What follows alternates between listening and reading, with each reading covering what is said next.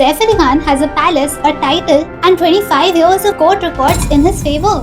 And the government still technically owns more of his estate than he does. You've heard the story. He had to buy back the Pataudi palace, spend crores reclaiming his own home from a hotel chain. Well, Saif himself shut these claims down. In an interview, his exact words were, "I wrapped up the lease that was left, paid up and took possession of our home again." His father, Mansoor Ali Khan Pataudi, had leased the palace to Nimrana Hotels. Well, not sold it, just leased it. Settling a lease is not buying your home back. But while everybody was debating, nobody was asking the real question.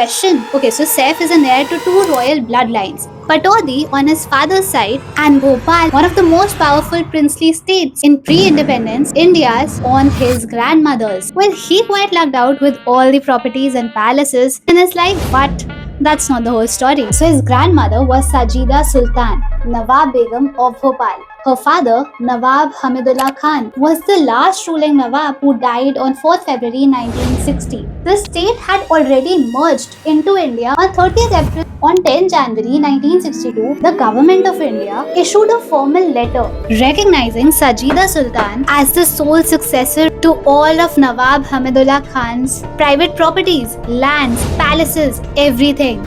That inheritance passed to Mansoor, then to Sharmila Tagore, Saif, Soha and Sabah. Now on 14 February 2000, a Bhopal district judge put it in writing, dismissed all competing claims, and they said the estate is theirs. That is Saif's family. With 25 years of legal clarity, now I want you to think of it like a pause button. In 2014, the government tried to seize the estate. Saif's family ran to the court, got a stay order, and for 10 years, nobody could touch that property. Then comes December 13, 2024, a judge who almost unpressed that button. The stay had gone completely, and they were given 30 days to reach to the Supreme Court. After that, the custodian of enemy property could walk right in. I'll make a separate episode on that. Make sure to watch it if you want to understand exactly what happened with Saif's family. And on 30th June 2025, the same High Court set aside the 25-year-old judgment entirely. It ordered a fresh trial and started over the case again.